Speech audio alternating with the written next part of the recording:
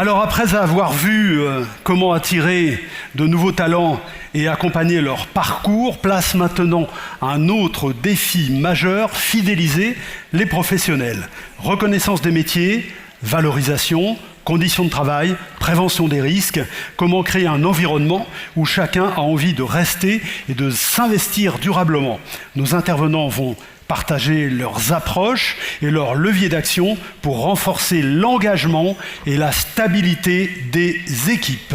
Je vais demander à ces intervenants de venir ici même sur la scène, Romy Lasserre-Saint-Maurice, Laurent Boucreau, Clémence Gallet, Catherine Millet-Ursin.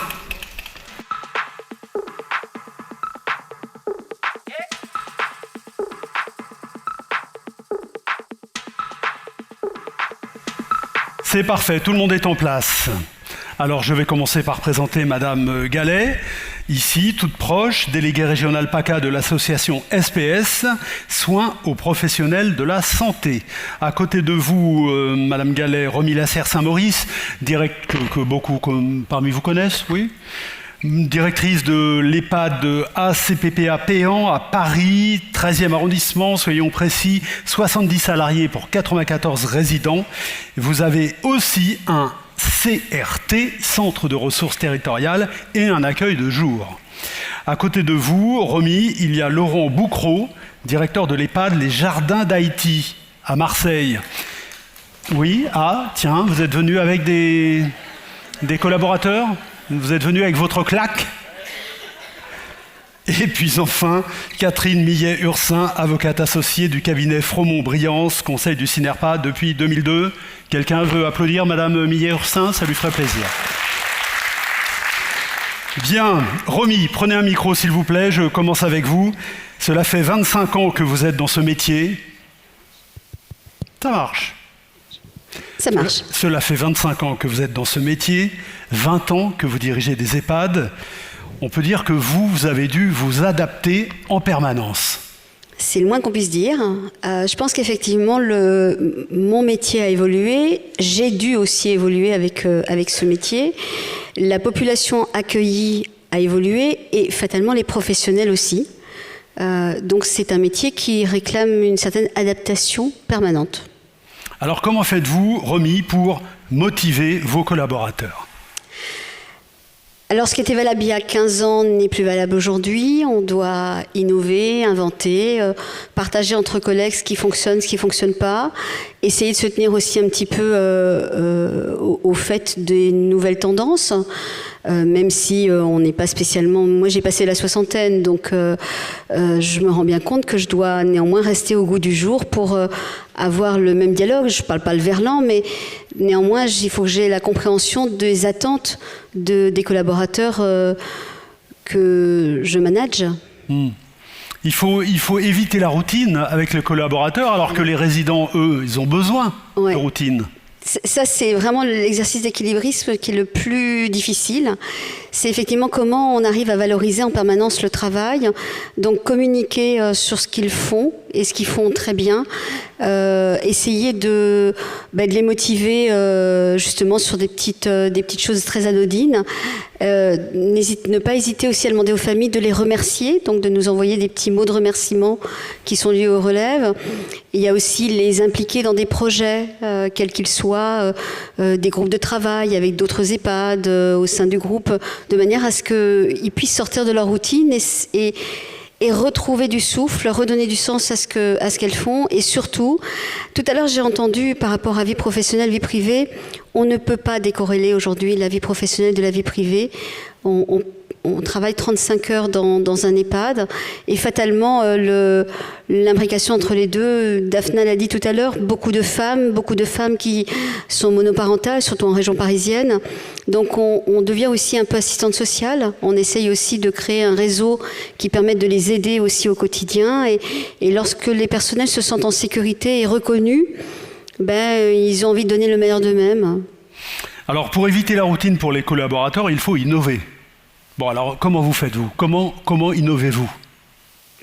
On essaie de voir le cadre qui existe, et puis de voir comment on peut, autour de ce cadre éventuellement, pas que dans le cadre, mais autour de ce cadre, essayer de changer un peu des modèles, que ce soit dans les plannings, que ce soit dans la façon de travailler, les fiches de tâches, l'organisation. Le petit déjeuner diététique. Le petit déjeuner diététique qu'on leur propose une fois de temps en temps. Là, c'est la semaine de la QVCT au niveau de notre groupe.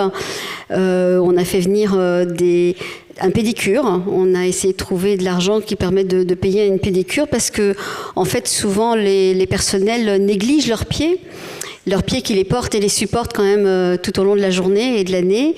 Et en fait, les personnels sont super contents d'avoir ce petit soin qui leur est donné, cette petite attention qui leur est donnée pour elles.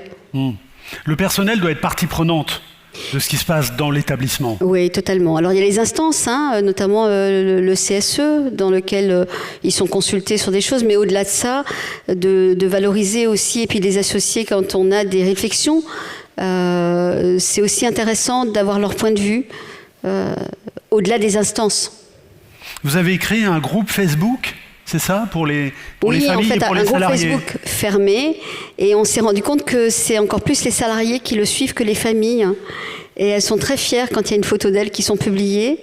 Elles sont même demandeuses. Voilà, on a aussi une plateforme Silverdo qui permet d'avoir ça sur la chaîne interne dans l'établissement, et donc elles sont très fières aussi lorsqu'elles passent à la télé. Alors, pour valoriser le travail des collaborateurs, vous avez l'outil Silverdo. C'est quoi ? Oui, c'est ça, c'est une plateforme dans laquelle on peut publier des articles qui sont vus par les familles, mais qui sont également diffusés sur une chaîne interne dans l'établissement. Alors, dans la chambre des résidents, mais aussi dans les salons, dans les chaînes des salons. Et ça permet justement de valoriser un petit peu tout le travail qui peut être mené, alors soit sur des activités, mais aussi sur l'engagement des professionnels à travers des activités qu'ils mènent ou des actions qu'ils font en faveur des résidents. Et puisqu'on parle de valorisation, vous avez demandé une médaille pour une collaboratrice ? Oui, alors ça j'encourage, c'est quelque chose qui ne coûte pas très cher, voire rien du tout, une petite cérémonie, mais qui, je peux vous assurer, à la sortie du Covid, on a une cadre de santé qui était très très impliquée vraiment dans cette bataille, et elle avait été à un moment donné, il y a pas mal de soignants qui ont reçu des médailles, tout le monde n'en a pas eu, et donc j'ai demandé la médaille à la ville de Paris. Donc il y a eu une petite cérémonie. Je me souviens que sa famille était en lien, parce qu'à l'époque on ne pouvait pas encore se réunir complètement, mais était en lien par Skype, notamment la maman. Et la soignante elle en parle encore aujourd'hui de la fierté qu'elle a eue d'avoir cette médaille de la ville de Paris. Vous avez parlé tout à l'heure, Romy, de ce qui a été abordé déjà ce matin, à savoir vie professionnelle, vie personnelle, le lien, le rapport entre les deux. Chez vous, le personnel a été formé à la méthode Montessori. Exactement, donc on a commencé ça en 2013, et en fait le personnel nous a beaucoup dit que c'est quelque chose qui leur avait servi au-delà de leur travail, leur servait aussi avec leurs enfants, d'avoir cette meilleure compréhension de s'adapter à l'autre et d'adapter l'environnement à l'autre pour qu'ils soient autonomes.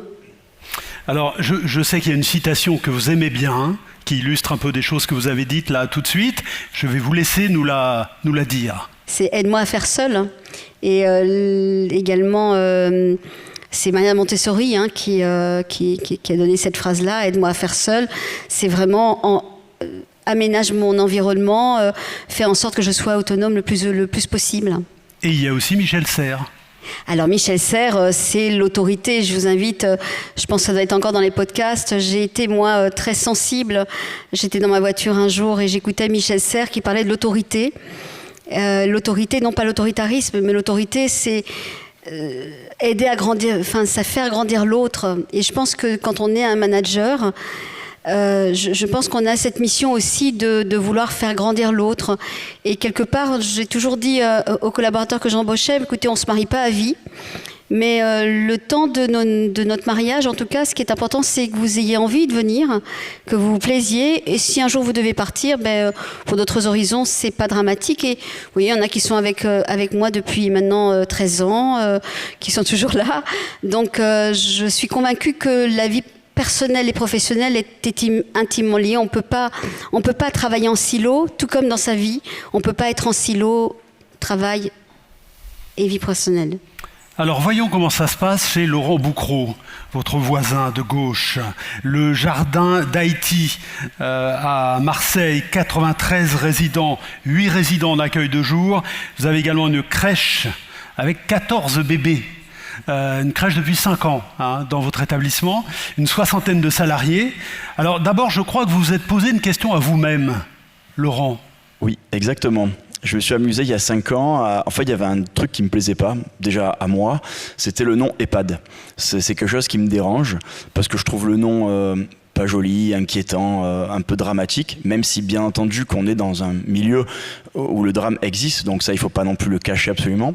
Mais je me suis amusé à me dire, si on repensait déjà le nom, ça pourrait être intéressant de voir ce qui en suit. Et donc en travaillant un petit peu, j'ai trouvé que l'approche maison à vivre résonnait comme un peu plus humaine et un peu plus chaleureuse. Donc ça, c'était la partie facile, c'était de trouver un nom. Mais pour pas que ça s'arrête à un simple nom, sinon ça serait uniquement du marketing, mais ça m'intéressait pas du tout. Ce qui a été passionnant, c'est toute la démarche derrière pour que tout ce qu'on fasse au sein de la maison devienne maison à vivre. Oui, et donc là, repenser le nom veut dire repenser le lieu. Exactement, c'est repenser l'approche, absolument, de repartir de zéro et repenser la maison comme un vrai lieu de vie. Et du coup, on a sorti finalement le résident qui est normalement la cible première. Forcément, il est redevenu la cible par logique, mais la cible est devenue le salarié avant tout. Parce qu'on s'est dit, il faut que les salariés prennent plaisir à venir. Et pour ça, il faut penser à un lieu de vie qui nous plaise à tous, comme quand on va au resto, à l'hôtel ou dans n'importe quel lieu qu'on aime bien. Et donc, on a absolument tout repensé, de la déco à la musique, en passant par les concepts. Voilà, je vois des photos passer de l'école de musique notamment. Voilà, penser à un lieu où finalement l'utopie presque de dire il faut que les salariés, après leur boulot, aient envie de rester encore 5 minutes pour discuter de la journée et prendre plaisir au sein du lieu. C'est un cercle vertueux. Exactement.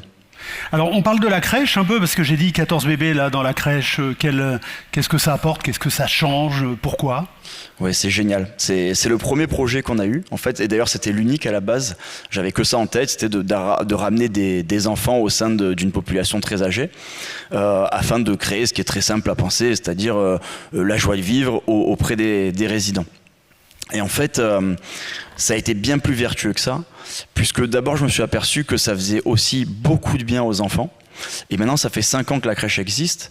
Et un des marqueurs vachement importants, vachement intéressant, c'est que les parents qui font le choix de cette crèche aujourd'hui ne viennent plus parce que c'est la crèche de proximité, ils viennent parce que le projet les intéresse, à savoir le projet intergénérationnel. Alors, il n'y a pas grand-chose qui se dit aujourd'hui sur l'intergénérationnel parce que c'est assez récent, mais les quelques écrits qu'on trouve parlent notamment d'une facilité pour les enfants qui ont été mêlés à un public âgé pendant longtemps, facilité lors de l'entrée à l'école maternelle. Donc on voit bien qu'il y a un projet socio-éducatif aussi pour les enfants, et bien entendu ce projet est un remède absolu pour nos résidents, puisque c'est la joie de vivre absolue. Et en fait ce dérangement presque de l'enfant qui passe en vélo au milieu du resto et qui fait du bruit, qui fait tomber un verre d'eau, ce dérangement devient thérapeutique, et ça c'est vachement intéressant. Alors vos résultats sont excellents, remplissage 100%, turnover 0%, donc ils parlent d'eux-mêmes. Tout ça vous a amené à repenser le management aussi. Complètement. C'est un management maison à vivre aussi, et c'est-à-dire en fait, il fallait plus penser à un management uniquement descendant, mais c'est très participatif. Je rejoins ce que disait Romy à ma droite, c'est vraiment mettre le salarié au centre du jeu. Et ça a été dit aussi énormément ce matin, les bonnes idées viennent souvent du terrain, donc il faut absolument leur laisser la parole. Et c'est aussi un minimum de respect, je pense, de leur laisser de la parole, et même de leur laisser remonter des idées qui souvent sont des très bonnes idées. Alors, Romy nous a parlé des petits déjeuners diététiques qu'elle organise pour les salariés. Vous, c'est le mardi matin à 10h. Qu'est-ce qu'il y a, un petit déj pour tout le monde? Oui, il y a petit déj tous les matins, 10h, 10h15, on arrête tout. Résidents, salariés, enfants de la crèche se retrouvent tous au bar pour un petit déj un peu élaboré. C'est tous les jours? Tous les mardis. Tous les mardis matins. Tous les mardis matins. Donc voilà, ça fait aussi partie du management participatif à mon sens, c'est d'amener un peu de gaieté, un peu de légèreté aussi dans un quotidien qui est très lourd, parce que la réalité elle est là, même si c'est sympa et on rigole, leur boulot il est compliqué, donc leur donner 15 minutes de temps où on peut rire, boire un bon café et en plus de ça, finalement se faire des transmissions indirectement mais qui sont hyper productives, je crois qu'on a tout à y gagner, quoi. Donc ça c'est un exemple. Après il y a plein de choses qu'on fait pour eux. Ils ont des cours de yoga qui sont offerts tous les vendredis midi. Ils bénéficient aussi de l'école de musique avec des tarifs qui sont hyper attractifs puisqu'on a 6 € de l'heure pour le salarié, son conjoint et ses enfants. Donc on a plein de salariés qui durant leur pause ou sur leur jour off prennent des cours de guitare, de piano, de batterie, de chant, etc. Et vous avez alors même tout ça fait que vous avez des soignants qui postulent pour venir chez vous. Oui, c'est vrai que c'est super. On a eu un bel effet médiatique et je suis très heureux de ça. Et là, je parle pas pour nous, les gérants d'IT, je parle vraiment pour la profession. Je suis très heureux de voir que les médias se mettent à aller voir aussi ce qui se fait bien. Et il y a plein de choses qui se font bien. Il y a pas que nous, il y a des tas de gens qui font des choses bien. Et les médias sont en train de dire, ok, il faut peut-être qu'on montre aussi un peu cette notion-là. Parce que les pas de bashing, il y en a un peu marre, et Jean-Christophe l'a dit ce matin, et je le félicite aussi pour voilà, de véhiculer de bonnes choses auprès de ce milieu qui est compliqué. Donc on a eu cet effet médiatique. On joue aussi beaucoup la carte des réseaux sociaux, parce que ça plaît beaucoup aux salariés, ça les rend fiers aussi d'être sur Instagram, etc. Et c'est vrai que ça devient du coup un outil d'embauche qui est intéressant, puisque j'ai des soignants qui m'appellent en me disant si jamais il y a une place, j'adorerais venir bosser dans l'IT. Donc voilà, c'est un marqueur qui est intéressant et qui m'aide beaucoup. Vous êtes un EHPAD privé associatif. Est-ce que c'est plus facile pour faire tout ça ? Alors oui, bien sûr qu'il y a un côté en tant qu'association, c'est un peu plus léger, un peu plus élastique. On n'a pas de notion de remonter à des actionnaires ou quoi. Cependant, le problème reste le même puisque la notion de rentabilité existe comme partout ailleurs. Parce qu'en fait, tout ce qu'on fait, ça coûte de l'argent. Et si on était dans le rouge, ça marcherait pas, quoi, même en tant qu'asso. Donc je pense que en fait, ça fonctionne de la même façon. Et d'ailleurs, on a 2 EHPAD, on a aussi un EHPAD sur le 04 à Volx, qui est dirigé par mon frère qui est là, qui a une approche qui est similaire et qui fonctionne aussi, alors que cet EHPAD-là est privé lucratif. Donc comme quoi, c'est rentable et ça fonctionne. Voilà. Bon, en tout cas, vous lancerez en fin d'année une formation pour transmettre cette expérience qui s'appelle la formation de l'EHPAD à la maison à vivre.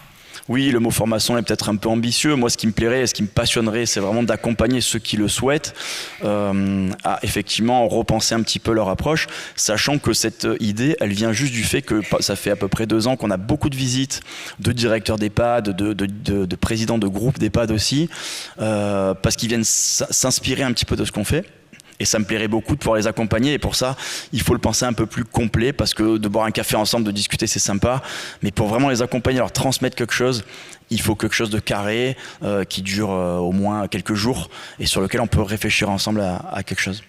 Merci Laurent. Merci. Clémence Gallet, comment accompagnez-vous les structures du champ médico-social avec votre association SPS, Soins aux professionnels de santé ?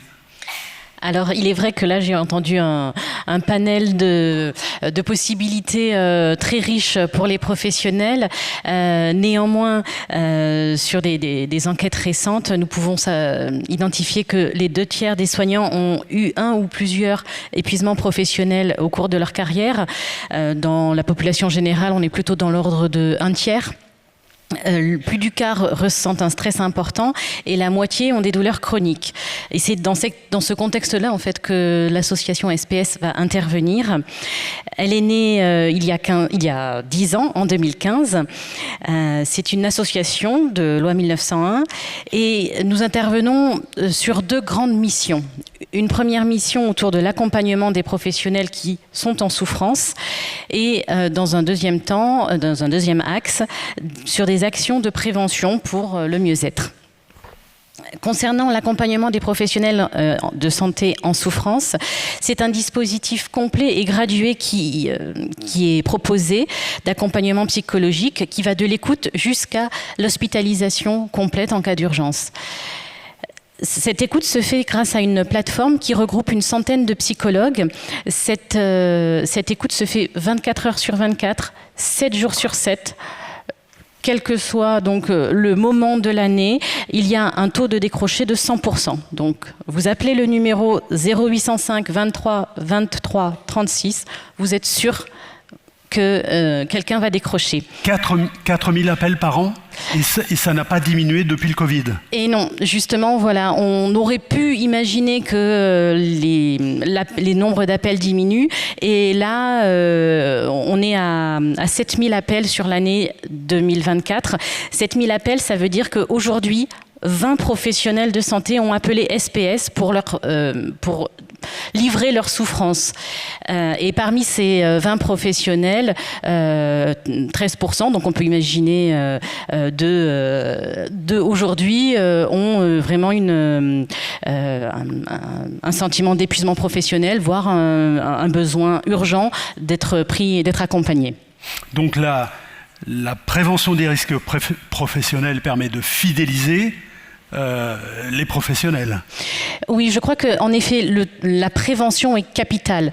La prévention, en fait, elle va intervenir par rapport au risque. Un professionnel qui se sent, sur le même vocabulaire, qui se sent en sécurité, il va pouvoir être ouvert au dialogue, il va pouvoir faire des initiatives, il va pouvoir aller de l'avant, il va pouvoir s'intégrer dans toutes les actions qui sont proposées par son établissement ou sa structure.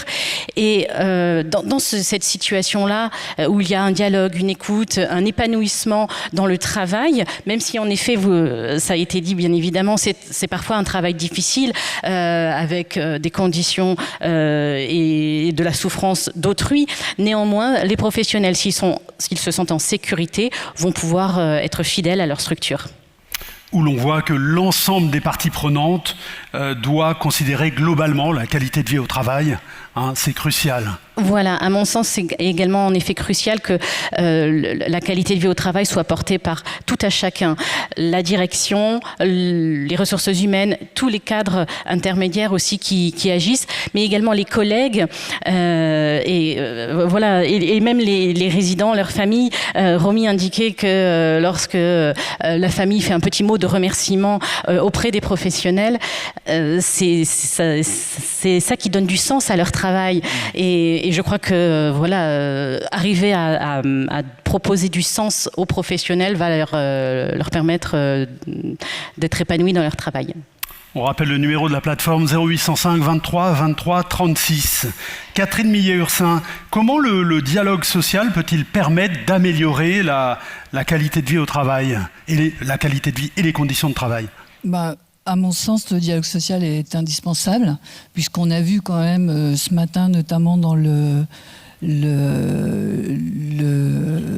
que l'IFOP nous disait que l'ambiance au travail était essentielle. Et si on veut associer les salariés, si on veut associer les équipes, il faut absolument qu'on mette au cœur du dialogue social ces dispositions. Alors déjà parce que l'employeur a une obligation de toute façon de s'occuper de la sécurité et de la santé de ses salariés, et que pour ce faire, il faut qu'ils s'occupent de leurs conditions de travail et de leur qualité de vie au travail. La pénurie de personnel rend-elle plus difficile les discussions sur la QVCT ? En tout cas, la difficulté qu'on a aujourd'hui, effectivement, c'est qu'il faut arriver à concilier vie personnelle et vie professionnelle, au travers notamment du dialogue social, avec chaque salarié, finalement, qui va arriver peut-être avec ses exigences au regard de la manière dont il conçoit, lui, la compatibilité entre sa vie personnelle et sa vie professionnelle. Et donc, il faut qu'on crée finalement les outils de dialogue au sein de l'entreprise pour que chacun y trouve finalement sa place et qu'on puisse rendre à la fois être soucieux finalement de la compatibilité vie professionnelle et vie personnelle, mais de recréer quand même un collectif, puisque malheureusement, on ne travaille pas tout seul. Encore plus dans des établissements comme ceux qui s'occupent des personnes âgées. Et donc, il faut arriver à concilier, finalement, les besoins de chacun. Est-ce que vous pouvez nous dire quelques mots, Catherine, de l'accord de prévention des risques professionnels lié à la réforme des retraites de 2023 qui a été signé tout récemment ? Alors oui, il a été signé en fait le 4 février 2025. Il a été étendu courant du mois de mai. Et il vient en fait identifier quels sont les postes les plus pénibles, ou en tout cas ceux pour lesquels l'usure professionnelle est majeure dans les activités. Et notamment, on a identifié le poste d'aide-soignante et le poste d'AES. On a essayé d'identifier quelles étaient les mesures de prévention qu'on pouvait prendre, mesures humaines, mesures techniques, et également mesures organisationnelles. Alors, la difficulté quand même, notamment des mesures organisationnelles qui sont prévues, c'est qu'on demande, si possible, lorsque la tâche est difficile, d'avoir 2 personnes qui interviennent. Alors, c'est vrai que c'est bien de l'écrire. C'est un peu plus compliqué à organiser quand aujourd'hui vous avez quand même un fort absentéisme ou un fort turnover dans les métiers. Pour cela, quand même, les entreprises vont pouvoir avoir accès, parce que cet accord a été négocié au niveau de la branche, qu'il a été étendu, vont pouvoir avoir accès éventuellement à un fonds d'investissement qui va pouvoir les aider peut-être à améliorer les choses sur ces difficultés. Mais ça ne vise en fait que les manutentions manuelles de charge et également les postures pénibles. Donc ça ne vise pas non plus tous les postes et toutes les tâches au sein de l'entreprise. Comment gère-t-on les salariés les plus âgés? Comment aménage-t-on les fins de carrière? Je pense qu'il va falloir qu'on s'en inquiète. C'est surtout ça, puisque là, en plus, on a une loi qui va venir obliger encore plus les entreprises à s'en inquiéter. En plus, dans la branche professionnelle, on a quand même une moyenne d'âge qui a tendance à augmenter. Donc, on a effectivement des salariés en fin de carrière qu'il va falloir gérer et qu'il va falloir surtout porter jusqu'à l'âge de départ en retraite. Bon, je ne reviendrai pas sur les annonces qu'on nous fait actuellement, mais et pour ça, alors heureusement, on a des nouveaux dispositifs, ou on a en tout cas des dispositifs qui reviennent au goût du jour, du type l'aménagement de la fin de carrière, par exemple en ayant recours à la retraite progressive, ce qui peut permettre à certaines personnes finalement de toucher une quote-part de leur retraite pour le temps de travail qu'elles abandonnent, et de travailler à temps partiel dès lors qu'on peut arriver à l'aménager. Alors la difficulté, c'est d'arriver effectivement à rendre compatible cette activité à temps partiel avec les besoins de l'établissement, puisqu'il va falloir, si on a une personne par exemple qui décide de travailler à 80%, de trouver comment on compense les 20% qu'elle ne fait plus dans l'établissement. Si on en a une qui décide de travailler à 40%, comment est-ce qu'on compense les 60%? Donc ça pose quand même des problématiques d'aménagement. Le comité d'orientation des retraites, le COR, a sorti aujourd'hui un nouveau rapport qui préconise 66 ans et demi. En 2070, voilà. Pas tout de suite quand même. L'âge de départ à la retraite, c'est un peu comme l'horizon. Plus on avance, plus il recule. Bien. Oui, mais on vieillit plus longtemps et on est en meilleure forme. Merci Catherine, restez avec nous. Je vais demander à 2 grands témoins de nous rejoindre, Marianne Monchamp et Sébastien Martin.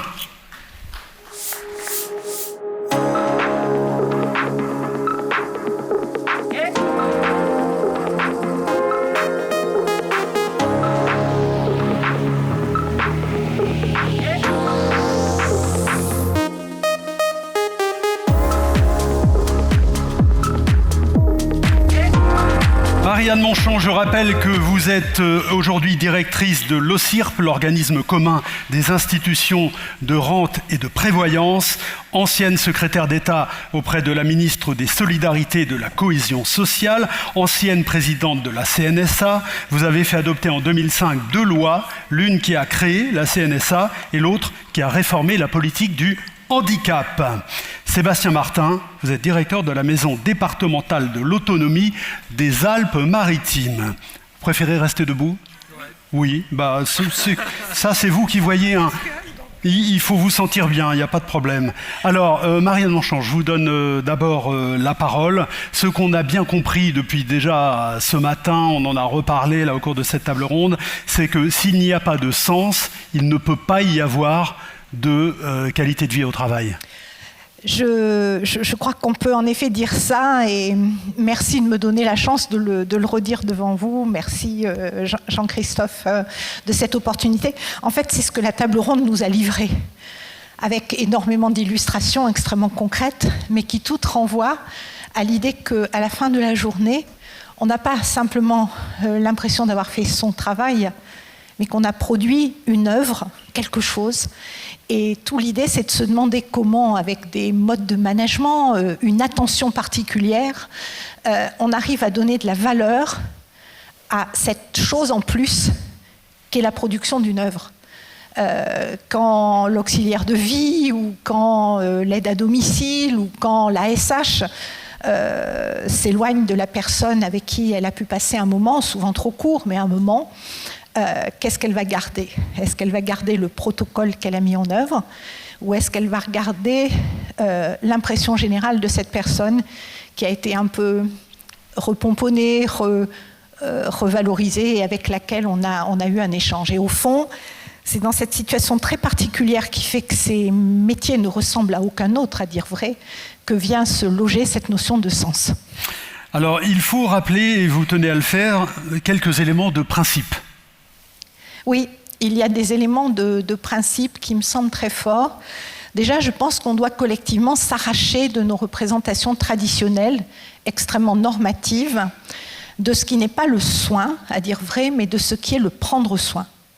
Et le prendre soin procède d'une éthique très particulière, d'une éthique du lien, d'un certain nombre de principes de réciprocité, où la personne qu'on accompagne apporte au professionnel, par son regard, par son acceptation du soin qu'on va lui apporter, ou du prendre soin qu'on va lui apporter, une forme de reconnaissance. Et ça, c'est le premier élément de principe. Le deuxième élément de principe, c'est que bien sûr, il faut de la formation et qu'il faut pouvoir la dispenser au personnel, et que ça pose aussi des questions de nos équilibres budgétaires.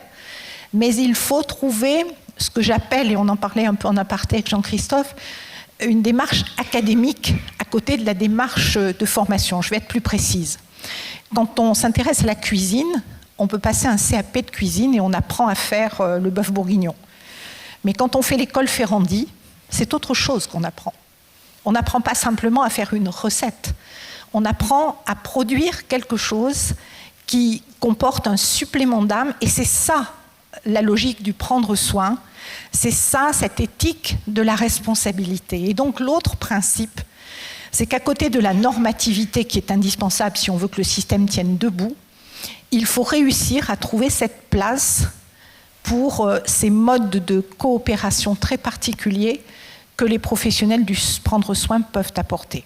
Il y a une notion à laquelle vous tenez, c'est la notion d'œuvre. Oui. Expliquez-nous. L'ouvrier à l'usine en emploi posté fait un travail remarquable, mais qui est tout entier guidé par l'outil et par la prescription de la pièce qu'il doit produire. Ça, c'est l'emploi posté, et c'est une représentation classique et normative du travail.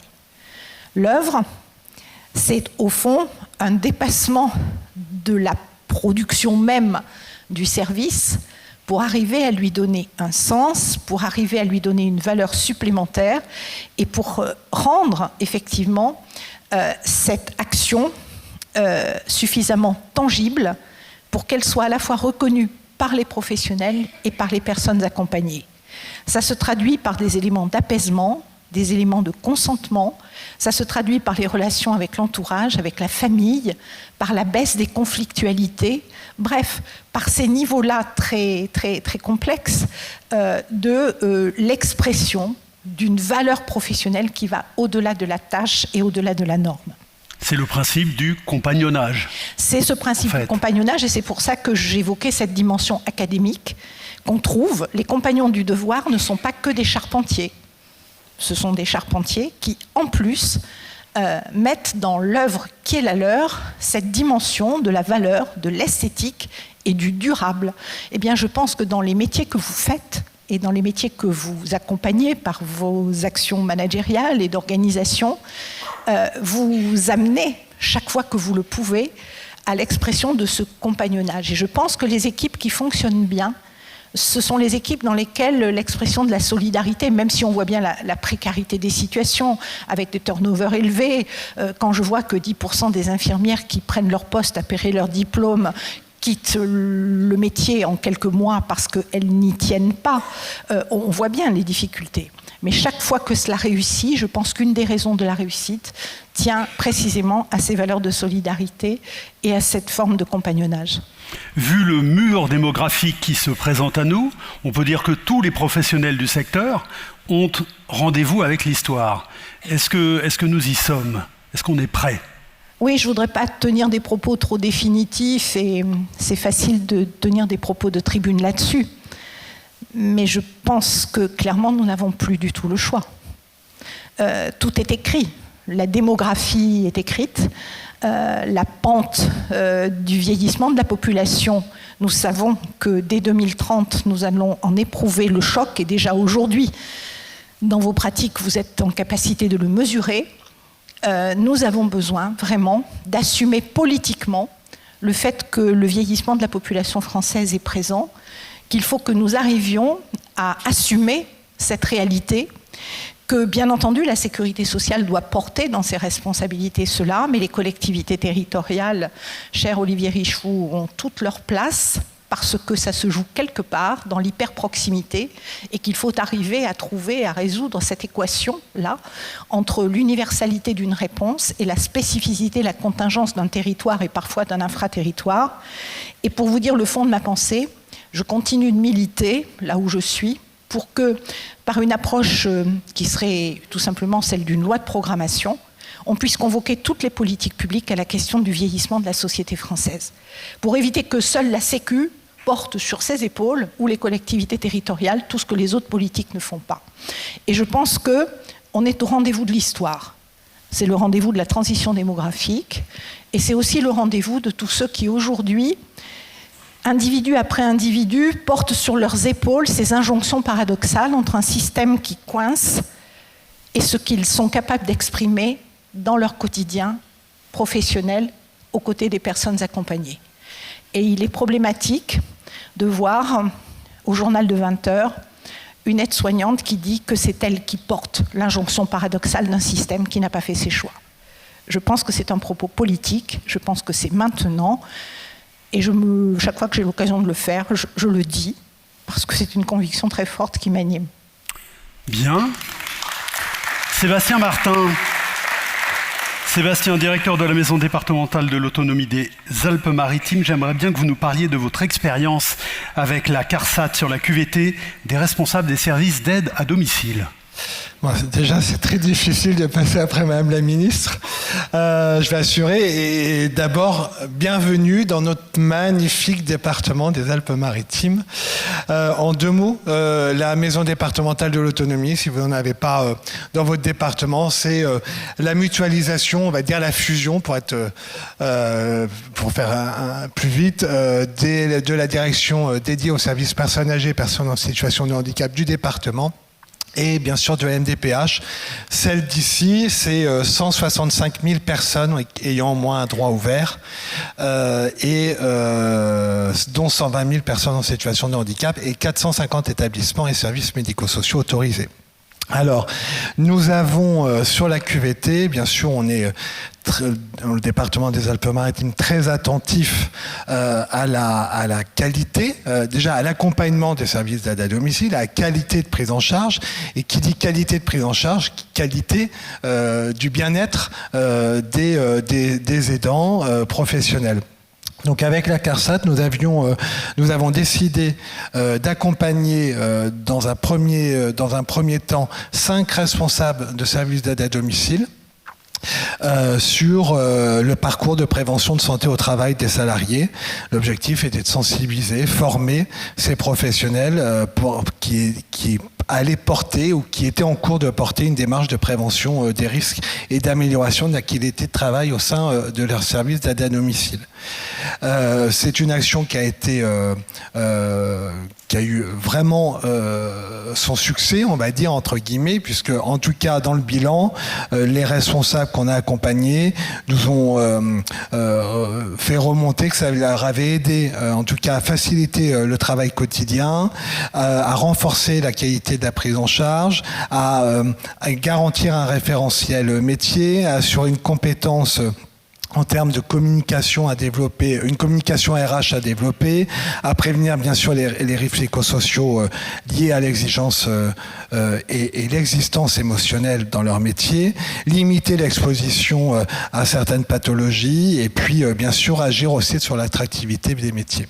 Alors on a parlé des services d'aide à domicile, mais vous pourriez le faire avec d'autres structures. Alors oui, avec la CARSAT, nous envisageons d'accompagner, de refaire cette initiative auprès directeurs d'EHPAD dans un premier temps, et puis le troisième volet, ça sera les directeurs de foyers handicap. Dans vos CEPOM, qu'est-ce que vous faites concernant la QVT? Alors, je vois mon collègue de l'ARS. Avec l'ARS, alors depuis 2000, sur les CEPOM des EHPAD, depuis 2024, les CEPOM ARS-CD, on a mis en place 3 mesures que je souhaite citer. L'objectif, un objectif qui est l'objectif 7, qui est de garantir l'accompagnement de qualité, aussi bien de qualité de prise en charge, mais de qualité au bien-être. Un objectif, ça c'est l'objectif 5. L'objectif 7, c'est également garantir l'accompagnement de qualité tout simple de prise en charge et favoriser la QVT. Et puis tout simplement, on a aussi mis l'objectif 8, qui est un plan d'action favorisant la bientraitance. Et on sait très bien que dans une maison, pour reprendre le terme que j'apprécie, dans une maison, quand les personnes, les résidents sont bien traités, les professionnels sont encore plus valorisés, plus fiers, et ça participe à la qualité de leur bien-être professionnel. Concernant le volet RH, vous nous dites quelques mots sur les initiatives liées à la valorisation des métiers prises par le Centre départemental des métiers de l'autonomie? Oui, alors en quelques mots, ouais, je vois ça. Donc déjà, c'est une action dont on est très fiers. On a créé un centre départemental des métiers de l'autonomie qui n'est pas conventionné et subventionné par la CNSA. C'est un travail très fort avec les fédérations. C'est un outil qu'on a mis pour nos établissements et services médico-sociaux. C'est pas un outil pour se faire plaisir ou pour faire de la com. Donc, en gros, l'objectif pour nous, c'est de valoriser les métiers de l'autonomie et l'arsenal de différents métiers, voilà, d'accompagner nos structures sur le volet RH, de les encourager à la mutualisation et puis de fidéliser les salariés. On finance un certain nombre d'initiatives locales. L'objectif, c'est le local d'abord. Et donc, on a, je voulais citer deux labellisations. La SAD Academy, dont l'action consiste à capter des publics en recherche d'emploi ou bénéficiaires du RSA pour les orienter vers les métiers de l'autonomie. Donc, c'est un programme de 10 jours intégrant une journée d'immersion et puis 9 jours pour les sensibiliser à ces métiers. Avant d'aller les former directement, ça ne sert à rien. Il faut d'abord capter pour savoir s'ils ont envie, si c'est un choix de vie, un choix d'avenir. Voilà. Et puis on vient de financer la SAD Identité Confluence, qui est dont l'objectif est de renforcer l'intégration des nouveaux salariés au sein des SAD. Donc là, c'est l'étape d'après. Ce travail de CDMA, c'est aussi pour le département une vraie richesse. C'est un travail partenarial de co-construction avec les 13 fédérations locales ou associations qui représentent des établissements et services médico-sociaux. Alors je ne les citerai pas tous, mais également en intégrant les OPCO, France Travail, et puis les missions locales, les PLI, Cap Emploi, et puis par exemple, bien sûr, la CARSAT sur les sujets de la QVT, puisque c'était l'ordre de la table ronde. Merci Sébastien. Comme il nous reste une poignée de secondes, est-ce que vous souhaitez ajouter un mot, Madame Monchamp ? il ne faut pas me le demander 2 fois, avec plaisir, volontiers. Mais j'ai dit un mot. Un mot. En fait, le mot, c'est la faute de Jean-Pierre Rizzo, qui est juste devant. Parce que quand on a parlé tout à l'heure en aparté, on a parlé aussi de la politique du handicap. Et quelque part, je pense qu'on peut puiser dans la politique du handicap, d'où l'importance des MDA et de la logique de l'autonomie, une source d'inspiration. La politique du handicap, c'est une politique de la citoyenneté. La politique de l'âge doit être aussi une politique de la citoyenneté pour les personnes accompagnées et naturellement pour tous les professionnels. Merci à tous les 6. On vous applaudit. Merci infiniment. Et je vous laisse regagner la salle.